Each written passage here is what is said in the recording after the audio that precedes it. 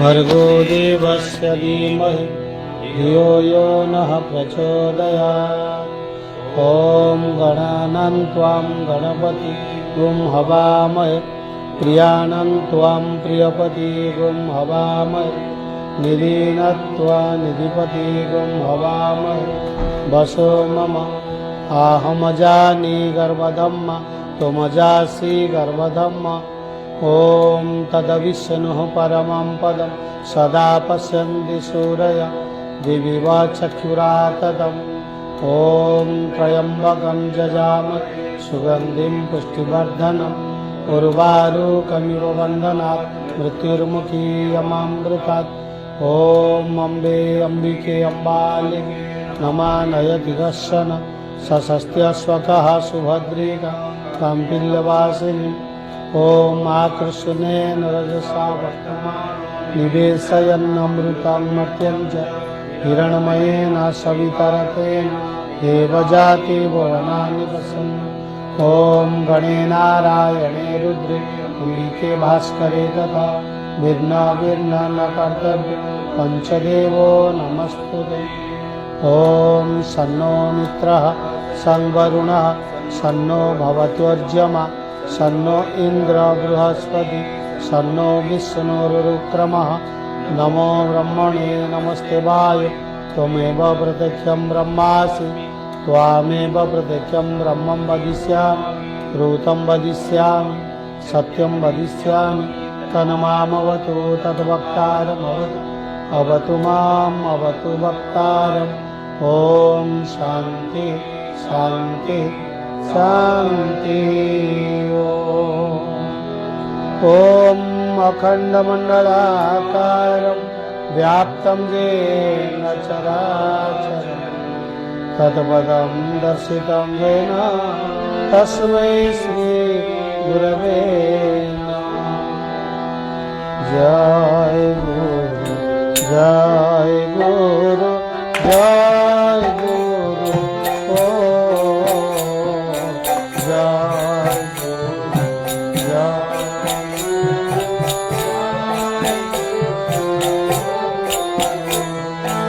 जय गुरु जय गुरु जय गुरु।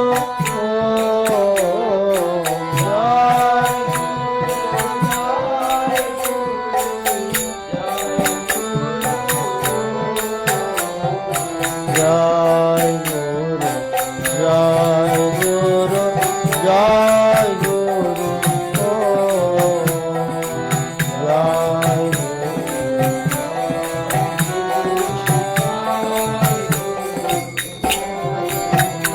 ओम सत्य धर्म शांति धर्म दया धर्म क्षमा धर्म। ओम सनातन सनातन सनातन ओम ब्रह्मानंदम ब्रह्मानंदम ब्रह्मानंदम। ओम सच्चिदानंदम सच्चिदानंदम सच्चिदानंदम। ओम विष्णु विष्णु विष्णु विष्णु। ओम शिव शिव शिव। ओम नमो हराय नमो रमाय नमो कृष्णाय। ओम सत्य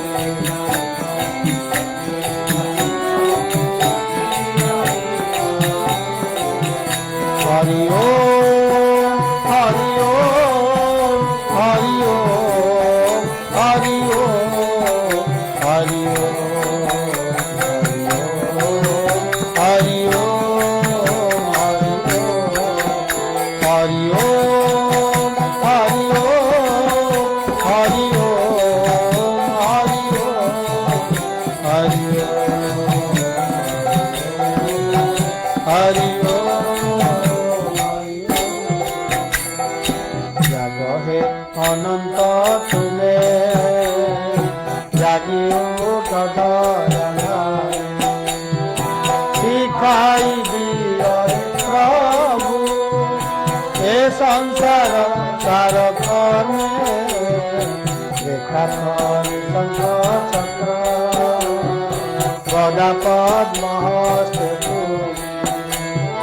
देखाई दियो सकति ए मूढ़र मर्मे मने कल्कि राम मूर्ति तुमे देखे ना पाप नयन कारतना सनबाना बोलाई धरा दामे जीवन मूल पाए जमा दिए गोसाई तुम श्री चरण ध्याई मिशी जाऊ तुम नामे जगरे अनंत तुमे जागी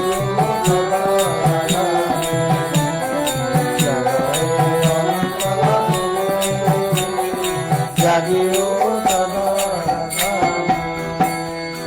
ओम शांति ओम शांति ओम शांति ओम शांति शांति तव चरण भूत शांति तव मुखर शांति शांति शांति शांति शांति तव शांति विश्व शांति देश शांति वनस्पति वायु सागर शांति शांति शांति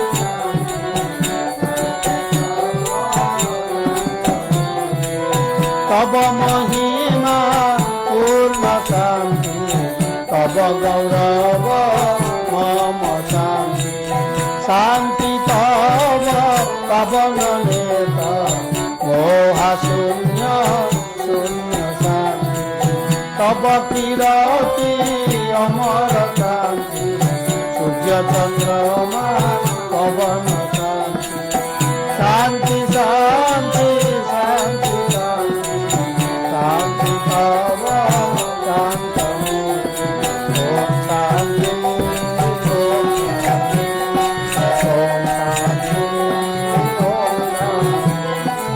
ओम शांति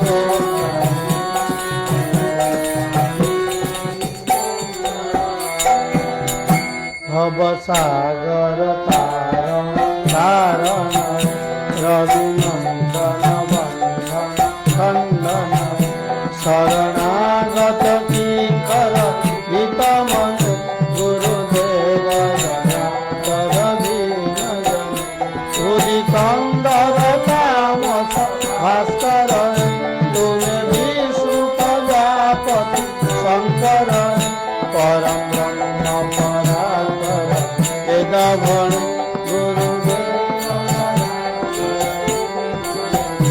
मन वारण शासन अंकुश नर प्राण तरे हरि चातुक गुणगान परायण देवगण गुरुदेव कुलकुंडलिनी गुमभंग हृदि भक्ति विदारण कारक मम मानस चंचल रात्र दिन गुरुदेव दया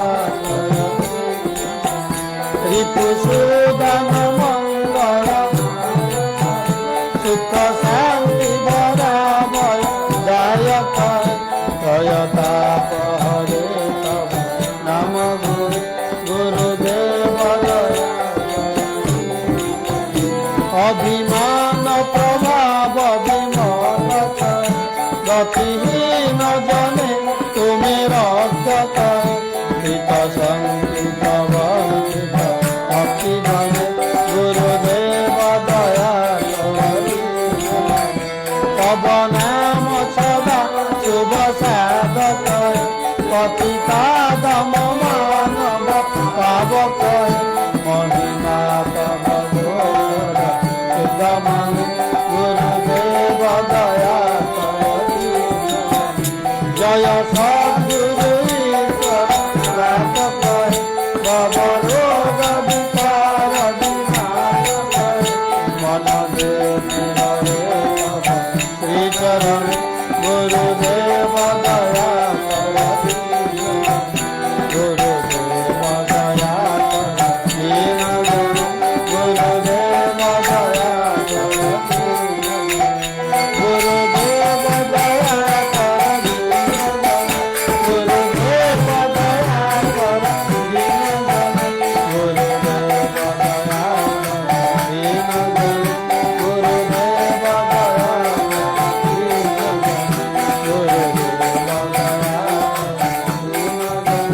गुरुदेव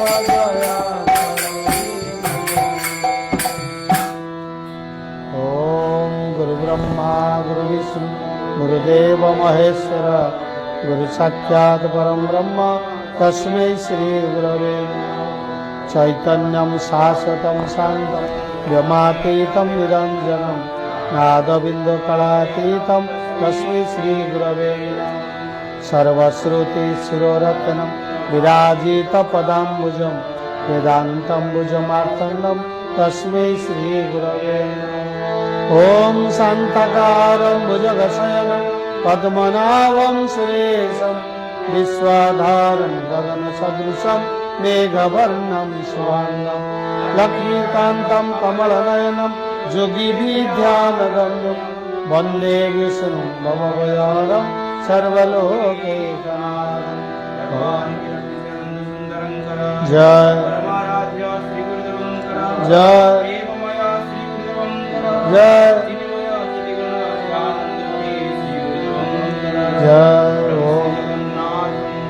जय ओम पूर्णमदः पूर्णमिदं पूर्णात् पूर्णमुदच्यते पूर्णस्य पूर्णमादाय पूर्णमेवावशिष्यते ओम शांति शांति शांति जय जय श्री राधे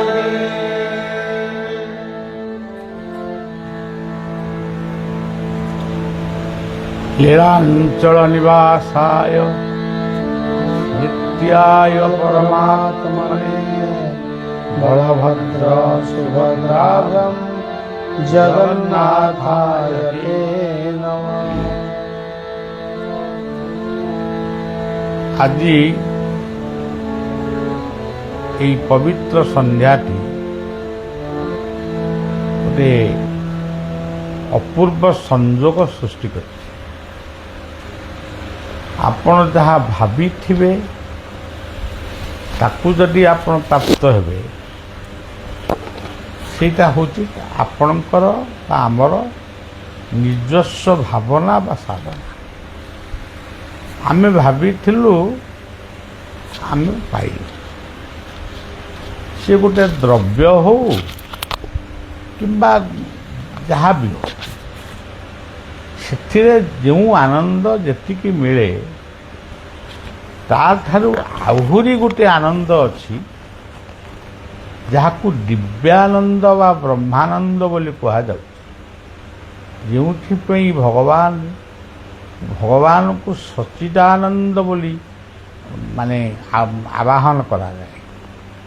ଆପଣ ଭାବି ନାହାନ୍ତି, ମନେ କରାଯାଉ ଆପଣ ରାସ୍ତାରେ ଚାଲିଛନ୍ତି, ଆପଣ ଗୋଟେ ଦୋକାନରୁ ଚାହା ଟିକେ ପିଇବେ ବୋଲି ଭାବି ଭାବିକା ଯାଉଛନ୍ତି, କିନ୍ତୁ ଆପଣ ବାଟରେ ଗଲାବେଳେ ଗୋଟେ 100 ଟଙ୍କିଆ ନୋଟ ହଉ କି ସୁନା ମୁଣ୍ଡାଟାଏ ହଉ କି ଗୋଟେ କ'ଣ ଗୋଟେ ଏମିତି ଜିନିଷଟିଏ ପାଇଲେ ଯାହା ଆପଣଙ୍କର ଆବଶ୍ୟକ ଥିଲା କିନ୍ତୁ ମନ ଭିତରେ ପାଇବେ ବୋଲି ସେ ଆଶା ନଥିଲା।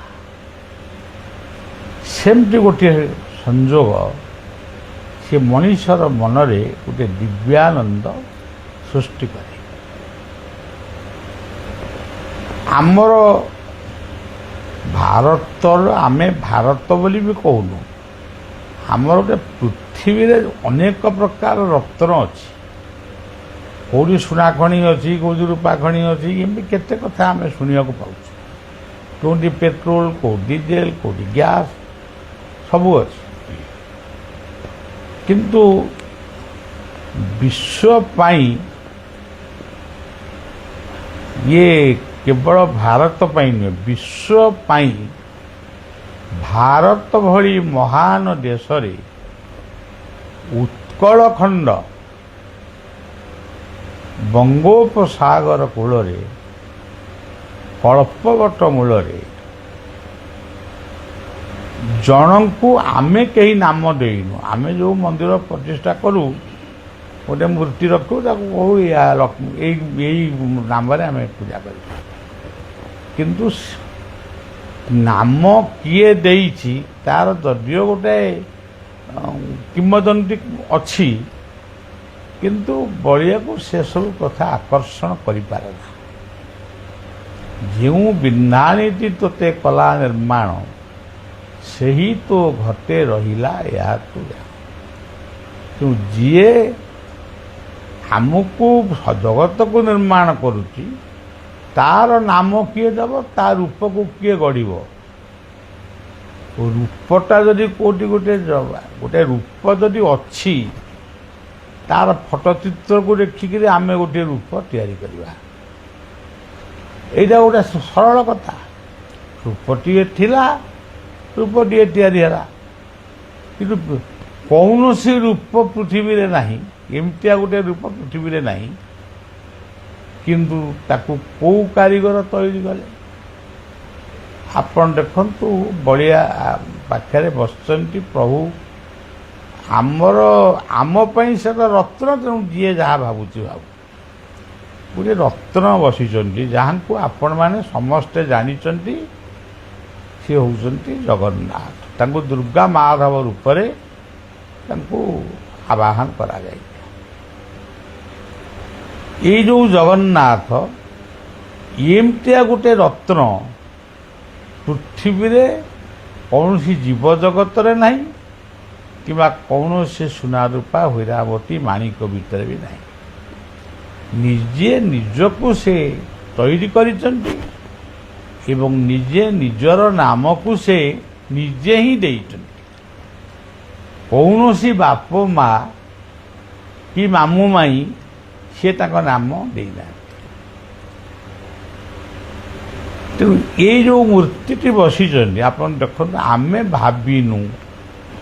ଆମେ ଆମର ଅପରାହ୍ନରେ ଯେମିତି ଗୋଟେ ବସିବା କଥା ବସିଛୁ, ଟିକେ କ'ଣ ଗୋଟେ ଭାବୁଛୁ, ହଠାତ୍ ଏ ଘର ଭିତରକୁ ପାରାଦୀପର ଭକ୍ତ, ମୋର ସେ ମଧ୍ୟ ମାନସ ଶିଷ୍ୟ ଏବଂ ତାଙ୍କର ଗୁରୁ ରବିଶଙ୍କର ହେଲେ ବି ସେ ବଳିଆ ଭିତରେ ତାଙ୍କୁ ହିଁ ଦେଖନ୍ତି।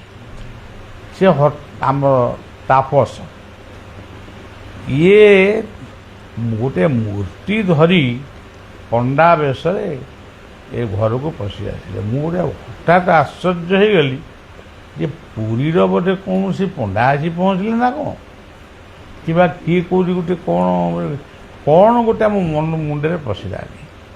ଦେଖିଲା ବେଳକୁ ମାନେ ତାପସ ସେ ମୂର୍ତ୍ତିଟି ଆଣିଛନ୍ତି। ମୂର୍ତ୍ତିର ରହସ୍ୟ ବି ଟିକେ କହିଲେ ଏବଂ ମୋ କୋଳରେ ତାଙ୍କୁ ବସାଇଲେ।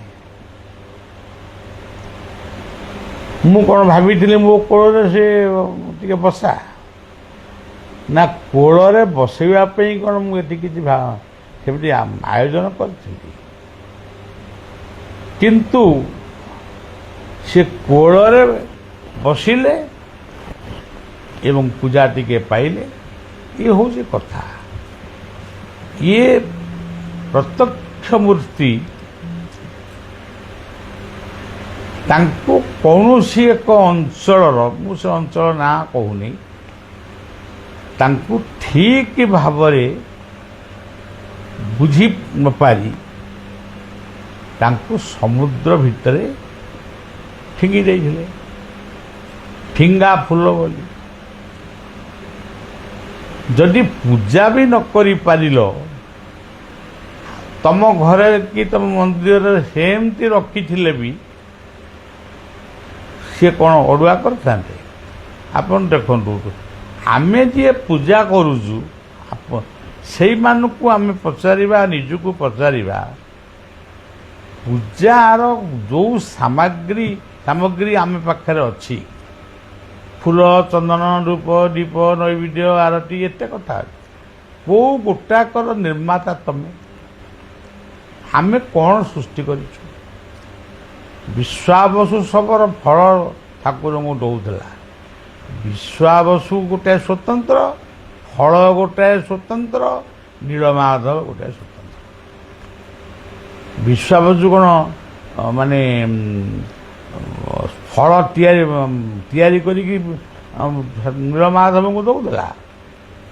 ସବୁ ତାଙ୍କରି ସୃଷ୍ଟି।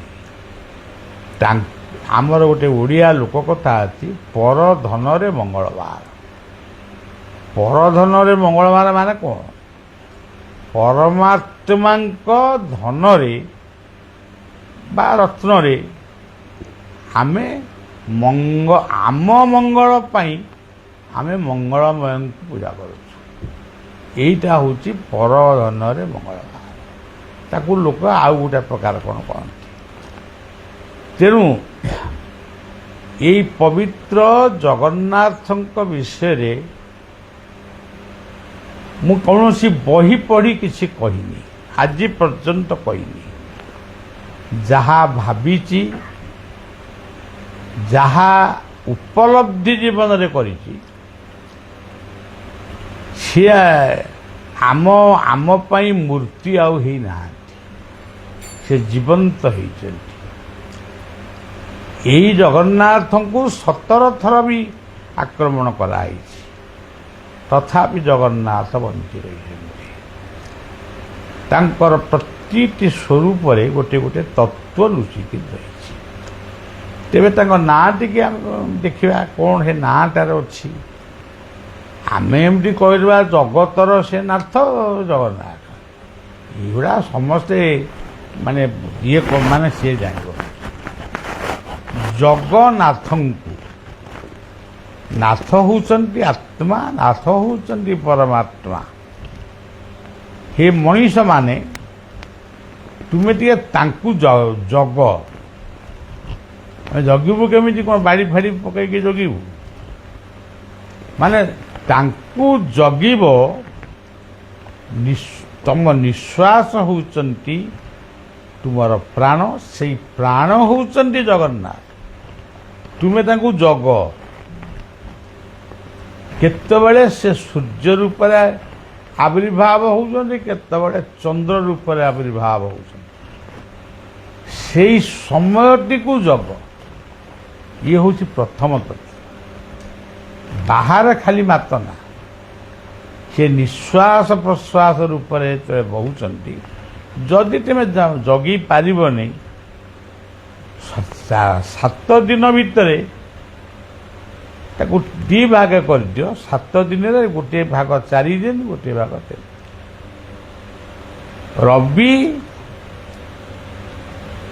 ରବି, ମଙ୍ଗଳ, ଗୁରୁ, ଶନି, ଏମିତି 4ଟା ଦିନ ହେଉଛି ହଂସ ବା ସୂର୍ଯ୍ୟଙ୍କ ଦିନ। ଅନ୍ୟ 3ଟି ବାର ହେଉଛି ସୋହମ ବା ଚନ୍ଦ୍ରଙ୍କର ବାର। ହକାରଣେ ବହିର୍ଜାତି ସକାରେ ଶକ୍ତି ସମ୍ଭବା, ହଂସ ହଂସ ଖେରଦ୍ୱୟ ଜୀବ ଜପରି ଜଗନ୍ନାଥ। ଆଚ୍ଛା, ଇଏ ଗଲା ଗୋଟିଏ ଜଗନ୍ନାଥ। ଆଉ ଟିକେ ତାକୁ ଦେଖିବା କ'ଣ ତା ଭିତରେ ଅଛି। କହିଲେ ଆମେ କହୁଛୁ ସର୍ବଶ୍ରେଷ୍ଠ ମନ୍ତ୍ର, ଯାହା ଥାଉ ନା କାହିଁ, କିନ୍ତୁ ଆମ ପାଇଁ ଜୟ ଗୁରୁ। ଆଉ କହିଲେ ଜନାର୍ଦ୍ଦନ, ଯିଏ ଜଗତର ସବୁଙ୍କୁ ଯିଏ ଖାଇବାକୁ ଦିଅନ୍ତି, ଅନ୍ନ ବ୍ୟବସ୍ଥା କରନ୍ତି। ତେଣୁ ତାଙ୍କ ଅନ୍ନର ନାମ ମହାପ୍ରସାଦ।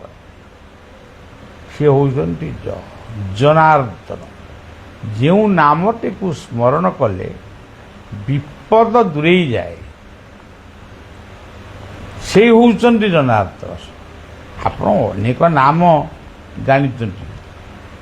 ମଧୁସୂଦନ କୃଷ୍ଣେତି ବାସୁଦେବ ଜନାର୍ଦ୍ଦନ ଚତ୍ୱାରି ତପ ନାମାନି ମହାବିପଦ ନାଶନ।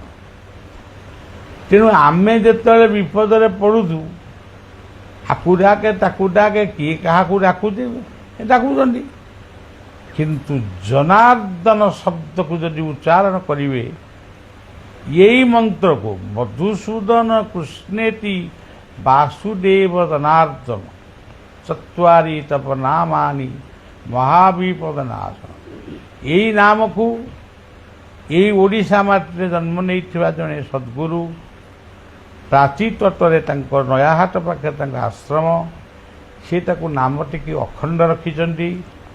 ସେ କହିଲେ ଓମ୍ କୃଷ୍ଣ ମଧୁସୂଦନ ବାସୁଦେବ ଜନାର୍ଦ୍ଦନ।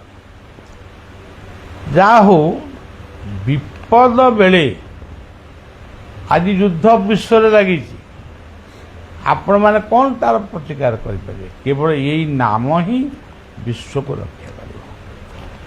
ଇଏ ହେଉଛି ଜର, ଆହୁରି ଅନେକ କଥା ଅଛି। ଜ ଗ କହିଲେ ଗତିଦାତା ସଦ୍ଗୁରୁ। ଆମକୁ ଗତି କିଏ ଦେବ? ଆମେ ମନୁଷ୍ୟ ହେଲୁ, ଅନେକ ରୂପ ପାଇସାରିଲା ପରେ, ଜନ୍ମ ହେଇସାରିଲା ପରେ ଆମକୁ ଗୋଟେ ଅନେକ ଜନ୍ମ ତପ ଫଳେ ମନୁଷ୍ୟ ଜନ୍ମ ମିଳିଥାଏ। ତାକୁ କିଏ ଦେଲା? ସେ ହିସାବ କିଏ କଲା? ଆମେ କୁକୁର ଥିଲୁ କି ବିଲେଇ ଥିଲୁ କି ବାଘ ଥିଲୁ କି କ'ଣ ଥିଲୁ, ସେ ହିସାବ ଖାତାଟା କାହା ପାଖରେ ଅଛି? ଯେଉଁ ବାପ ମାଙ୍କ ମାଧ୍ୟମରେ ଆମେ ଜନ୍ମ ହେଲୁ, ସେ ହିସାବ କ'ଣ ତାଙ୍କ ପାଖରେ ବି ଅଛି? ଥିଲା।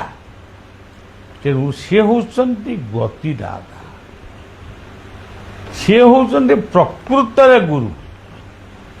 ଆମେ ଯେଉଁ ସଦ୍ଗୁରୁ କରୁଛେ, ସେ ସେଇ ଗୁରୁଙ୍କ ଶକ୍ତିଟା ହିଁ ଆମ ପାଖରେ ସଦ୍ଗୁରୁଙ୍କ ରୂପରେ ଆବିର୍ଭାବ ହେଇଛନ୍ତି। ଇଏ ଜ ଗ ପରେ ନା, ନା ହେଉଛି ନାରାୟଣ। ନାରାୟଣ କିଏ? ନାର ଅୟନ। ନାର କହିଲେ ଜଳ, ସମୁଦ୍ର। এই ক্ষীরাব্দী ସମୁଦ୍ରରେ ଯିଏ ଅୟନ ବା ଆଶ୍ରୟ କରି ଅୟନ ଆଶ୍ରୟ କରିଛନ୍ତି, ସିଏ କିଛି ଆଶ୍ରୟ କରିନାହାନ୍ତି, ବିଶ୍ରାମ ନେଇଛନ୍ତି। ତାଙ୍କୁ ହିଁ ଆମେ କହୁଛୁ ଅନନ୍ତ। ତାଙ୍କୁ ଆମେ ଦେଖିପାରୁନୁ, କିନ୍ତୁ ସେ ଗୋଟେ ସେଇ ଭାବନାରେ ଅଛି। ତାକୁ ବ୍ୟାଖ୍ୟା କରି ଗୋଟେ ସ୍ୱତନ୍ତ୍ର ହେବ। ଇଏ ହେଉଛନ୍ତି ନା। ଇଏ ଦୁନିଆରେ ଯେତେ ପ୍ରକାର ନାମ ଅଛି, ମଶା, ମାଛି, ମୂଷା, ଠେକୁଆ, ହରିଣ, ବାଘ, ସିଂହ, ବରଗଛ, ଆମ୍ବ ଗଛ, ଓସ୍ତ ଗଛ, ଏ ଯେତେ ନାମ ଅଛି, ମଣିଷ, ପଶୁ, ପକ୍ଷୀ, ଇଏ ନାମକୁ କିଏ ଦେଇଛି? କିଏ ଇଂରାଜୀରେ କହୁଛି, କିଏ ଓଡ଼ିଆରେ କହୁଛି, କିଏ ହିନ୍ଦୀରେ କହୁଛି, କିଏ ବଙ୍ଗଳାରେ କହୁଛି, କିଏ ତେଲୁଗୁ ତାମିଲରେ କହୁଛି। ସେ ନାମକୁ କିଏ ଦେଇଛି? କେଉଁ ଇତିହାସରେ ଲେଖା ଅଛି ଆମର ଏଇ ଭାଷାକୁ ଏଇ ଲୋକଟି ସୃଷ୍ଟି କରିଛି? କାହିଁକି ତାଙ୍କ ନାଁ ତ ମୁଁ ଏପର୍ଯ୍ୟନ୍ତ ମୁଁ ଜାଣିନି, ଯଦି କିଏ ଜାଣିଥିବେ କହିବେ। କିନ୍ତୁ ସବୁ ଭାଷା ଚାଲିଛି, ସବୁ ଭାଷାରେ ସବୁ ନାମ ଅଛି। ତେଣୁ ଏଇ ହେଉଛନ୍ତି ସେଇ ନା ଅକ୍ଷରର ମୌଳିକ ତତ୍ତ୍ୱ। ମୁଁ ହିଁ ସବୁ ନାମର ସ୍ରଷ୍ଟା। ଥ ଆପଣମାନେ ଜାଣନ୍ତି, ଅନେକ ଆମକୁ ସବୁ କୁହନ୍ତି ଏଗୁଡ଼ା ମୂର୍ତ୍ତି ପୂଜା କରୁଛୁ। ମୂର୍ତ୍ତି ହେଉଛି ଗୋଟିଏ ପଦାର୍ଥ। ଆଜି ଶିକ୍ଷା କ୍ଷେତ୍ରରେ ପଦାର୍ଥ ବିଜ୍ଞାନ ଉନ୍ନତି କରିଛି। ସମଗ୍ର ଜଗତ ଆଜି ଚାଲିଛି ପଦାର୍ଥରେ। କେହି ନାମ କରି କରି ଚଲେଇ ନାହାନ୍ତି, ନା କେହି କିଛି କରିନାହାନ୍ତି। ପଦାର୍ଥ ବିଜ୍ଞାନ, ଅମ୍ଳଜାନ ଅଙ୍ଗାରକାମ୍ଳ ଠାରୁ ଆରମ୍ଭ କରି କୋଇଲା ପେଟ୍ରୋଲ ଡିଜେଲ ଯୁଦ୍ଧ ଲାଗିଛି କୋଉଠି ଏଠି ପେଟ୍ରୋଲ ମିଳୁନାହିଁ କିମ୍ବା ଗ୍ୟାସ୍ ମିଳୁନାହିଁ ବା ମାନେ ତା ଉପରେ କଟକଣା ଲାଗିଛି। ତାହେଲେ ପଦାର୍ଥକୁ ଛାଡ଼ି କୋଉ ଧର୍ମ କେଉଁ ମତ ରହିବ? ଗୋଟିଏ ଧର୍ମର ଲୋକ କହିଲେ ଆମେ ସେ ତୁଳସୀକି ମାନୁନା। ବଳିଆ ତାଙ୍କୁ ଅତି ସରଳରେ କହିଲା ଆପଣ ଯେଉଁଟା ପିନ୍ଧିଛନ୍ତି ସେଇଟା କ'ଣ? এইটা হচ্ছে বকল। বকলটা কোଉଠୁ আইলা? ସେଟା ଗଛରୁ ଆଇଲା। ଯଦି ଗୋଟେ ଗଛ ଆପଣମାନଙ୍କୁ ବକଳ ଦେଲା, ସେ ବକଳକୁ ଆପଣ କୋଉ ପୁନି କଲେ, ତାହେଲେ ଆପଣ କାହିଁକି ତୁଳସୀ ନିନ୍ଦା କରୁଛନ୍ତି? ସେ ତୁଳସୀ ମଧ୍ୟ ଗୋଟିଏ ଏମିତି ପଦାର୍ଥ ଯେଉଁ ପଦାର୍ଥଟି ହେଉଛି ଔଷଧ। ତେଣୁ ଧୈର୍ଯ୍ୟ ରଖ, ଥକା ମନ ଚାଲ ଯିବା, ଚକା ନୟନ ଦେଖିବା। ଧୈର୍ଯ୍ୟ ବର୍ଜିପାରେ ସକଳ ମର୍ଯ୍ୟାଦା। ଅଧୈର୍ଯ୍ୟ ଲୋକ କେବେ ମାନେ ତାର କିଛି ପାଇବନି, ସେ ଖାଲି ବୁଲି ବୁଲିକି ଯିବ। ତେଣୁ ଏଇ ଯେଉଁ ଜଗନ୍ନାଥ ଚାରୋଟି ଅକ୍ଷରରେ ବହୁତ କଥା ଅଛି। ସେ ଦୁର୍ଗାଙ୍କ କୋଳର ସେଇ ହେଉଛନ୍ତି ମାଧବ। ତେଣୁ ତାଙ୍କୁ ଦୁର୍ଗା ମାଧବ ରୂପରେ ପୂଜା କରନ୍ତି। ସେଇ ହେଉଛନ୍ତି ପତିତ ପାବନ। ଶ୍ରୀକ୍ଷେତ୍ରରେ ପତିତ ପାବନ ରୂପରେ ବାନା ଉଡୁଛି। ସେଇ ହେଉଛନ୍ତି ଦଧି ବାବନ। ତାଙ୍କୁ କୃଷ୍ଣଙ୍କ ରୂପରେ ପୂଜା କରାଯାଏ। ତେଣୁ ଆଜିର ଏହି ପବିତ୍ର ସନ୍ଧ୍ୟାରେ ଦୁର୍ଗା ମାଧବ ଜଗନ୍ନାଥଙ୍କ ସ୍ୱରୂପରେ ଏଠାକୁ ଆସିଲେ, ବସିଲେ, ପୂଜା ଟିକେ ପାଇଲେ, ଯିବେ ପାରାଦୀପ। ପାରାଦୀପ ହେଉଛି ସେଇ ବଙ୍ଗୋପସାଗର, ଯାହାକୁ ଶାସ୍ତ୍ର କହିଛି କ୍ଷୀରାବ୍ଦି ସମୁଦ୍ର।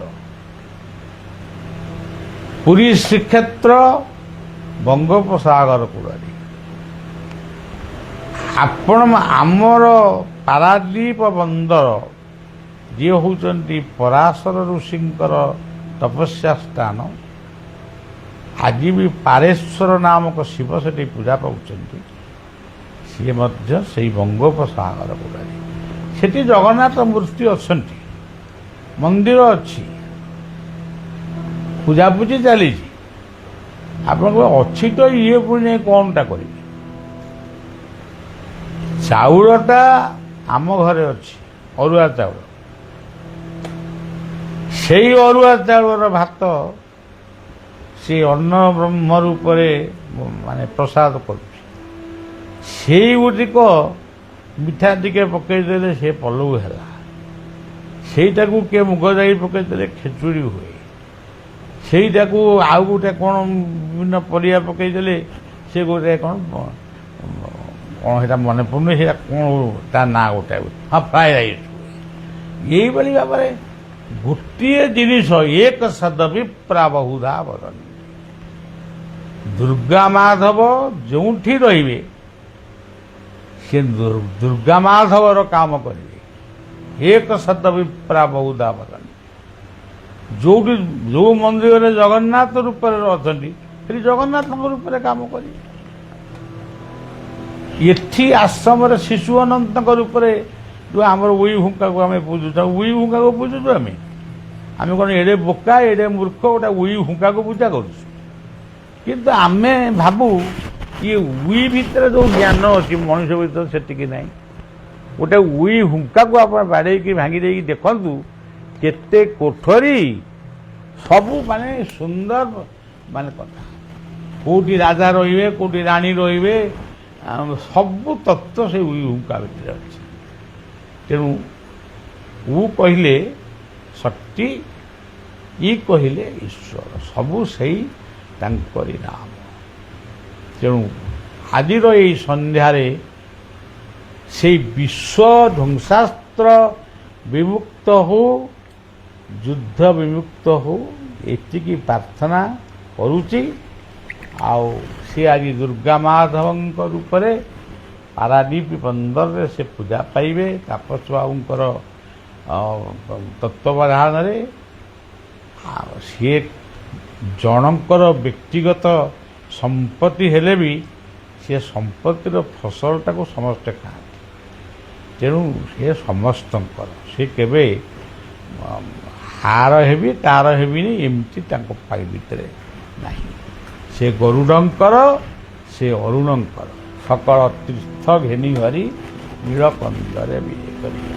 ତାଙ୍କରି ପାଦ ତଳେ ନିଜକୁ ସମର୍ପଣ କରୁଛି ଏବଂ ସମସ୍ତଙ୍କର ମଙ୍ଗଳ କାମନା କରୁଛି। ଜଗନ୍ନାଥ ଜଗନ୍ନାଥ ଜଗନ୍ନାଥ।